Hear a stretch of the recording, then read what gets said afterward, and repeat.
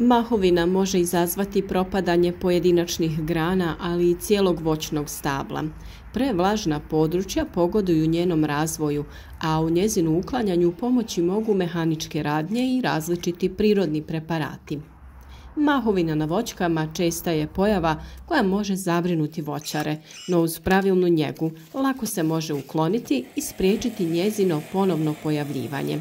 U ovom videu objasniti ćemo zašto se mahovina javlja, kako utječe na voćke, te kako je učinkovito ukloniti prirodnim i ekološkim metodama. Ukoliko vam video bude koristan, podržite naš rad sa like, podijelite video sa prijateljima, a u komentaru podijelite vaše iskustvo vezano za borbu sa mahovinom na voćkama. Glavno pitanje je zašto se javlja mahovina na voćkama. Mahovina se najčešće pojavljuje u uslovima koji su idealni za njen rast: visoka vlaga, sjenovita mjesta i starija stabla. Većinom se primjećuje na stablima šljive, jabuke, kruške ili oraha. Uglavnom je zastupljena na onima koja su starija, zapuštena, slabijeg imuniteta, kao i ona već napadnuta štetnicima ili bolesna.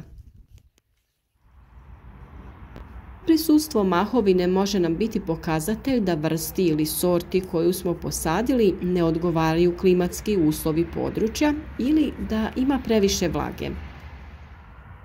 Za rast joj ne treba zemlja jer nema korijen. Možemo je pronaći na različitim površinama poput kamenja, krovova, vrsnog namještaja, stepeništa, spomenika i raznim drugim mjestima.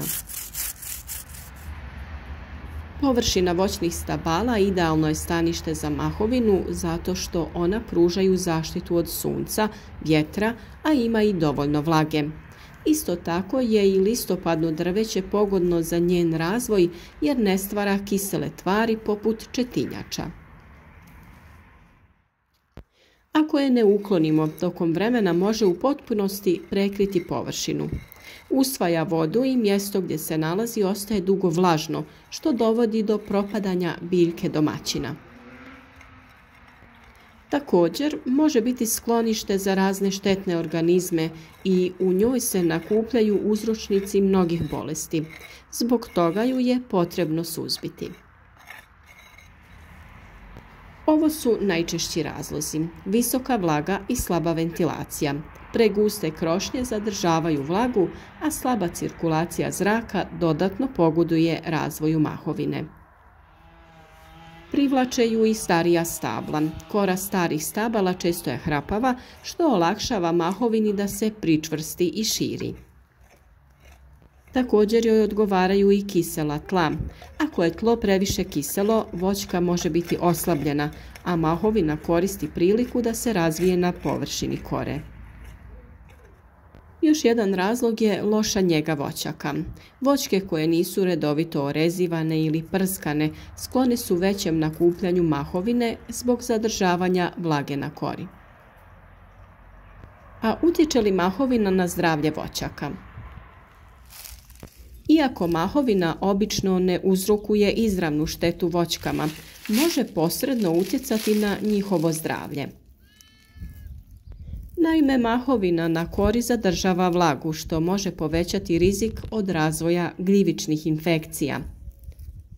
Također može ometati fotosintezu ako se proširi na grane ili lišće. Zato je važno ukloniti mahovinu i spriječiti njen povratak. Prevencija njene pojave i rasta od ključnog je značaja u rješavanju ovog problema. Potrebno je stvoriti uslove koji joj ne odgovaraju, a prvi korak u tome je da ne sadimo voćne sadnice na lokacijama sa povišenom vlagom zemljišta i zraka ili na zabarenim tlima. Povećanje pH reakcije tla ima utjecaj na pojavu mahovine. One više naseljavaju kisele i blagokisele sredine. Kada se poveća pH vrijednost, manje će se pojavljivati. A kako je najbolje ukloniti mahovinu sa voćaka? Uklanjanje mahovine jednostavan je proces koji se može obaviti ručno ili uz pomoć prirodnih preparata. Najjednostavniji način suzbijanja je mehanički. Četkanjem pomoću grubih četki može je ukloniti sa grana ili stabla. Ipak preporučljivo je koristiti neku mekšu četku ili strugalicu kako biste nježno uklonili mahovinu s kore. Najbolje je to učiniti tokom jeseni, a poslije toga okrečiti stabla. Krečenje se izvodi po danu koji je suh i sunčan, sa temperaturom zraka iznad 2 stepena Celzijusa. Svakako pri uklanjanju mahovine pazite da ne oštetite koru jer to može oslabiti voćku i otvoriti vrata bolestima. Postoje naravno i različiti tretmani sa prirodnim preparatima. Na primjer, najjednostavniji je rastvor sapunice. Pomiješajte blagi sapun sa vodom i nanesite direktno na mahovinu. Ostavite da djeluje nekoliko sati, a zatim isperite vodom. Tu je i sirće. Bijeli ocat pomiješajte sa vodom u omjeru 1:3 i nanesite na mahovinu prskanjem. Nakon nekoliko dana mahovina će oslabiti i lakše se ukloniti. Vapneno mlijeko, kao što sam već spomenula, koristi se nakon uklanjanja mahovine. Pomiješajte vapno sa vodom i drugim sastojcima te premažite debla voćaka. Ovo će spriječiti ponovni rast mahovine i zaštititi voćku. Detaljne upute imate u posebnom videu na našem kanalu. Plavo ulje je još jedan prirodni preparat na bazi bakra koji djeluje kao fungicid. Primjenjuje se tokom zimskog mirovanja voćaka. Na ovaj način ne samo da ćete ukloniti mahovinu, već i spriječiti razvoj gljivica i drugih štetnika. Soda bikarbona može se također iskoristiti u borbi protiv mahovine jer je alkalna, a to mahovinama ne pogoduje. Kada se otopi sa vodom, s tim se premazuju ili prskaju naseljene površine stabla. Na 1 litru vode dodaje se 1 mala kašika sode bikarbone. Za jako dobre rezultate možete iskoristiti 5 do 10% otopinu željeznog sulfata. Na 10 litara vode dodaje se 500 grama ovog sulfata. S tom otopinom premazuju se mahovine koje se sasuše poslije 7 dana. Otopina je djelotvorna i za lišejeve. Jaka smjesa nije opasna za koru drveća, ali može izazvati opekotine na mladim granama i listovima, pa se pridržavajte omjera. Možete također u litru vrele vode dodati 50 grama soli, 50 grama pepela i malo sapuna. Kada se sve rastopi i dobro ohladi, nanesite na područje gdje se nalazi mahovina. Kada uklonite mahovinu, taj prostor saperite vodom. A kako najbolje spriječiti povratak mahovine? Najbolja zaštita od mahovine je redovito održavanje i pravilna njega voćaka.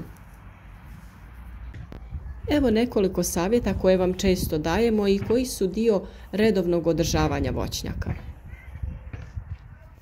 Prorjeđivanje krošnje. Redovito orežite voćke kako biste omogućili bolji protok zraka i smanjili vlagu. Poboljšavanje tla. Dodajte vapno u kisela tla kako biste povećali pH vrijednost i stvorili nepovoljne uslove za mahovinu.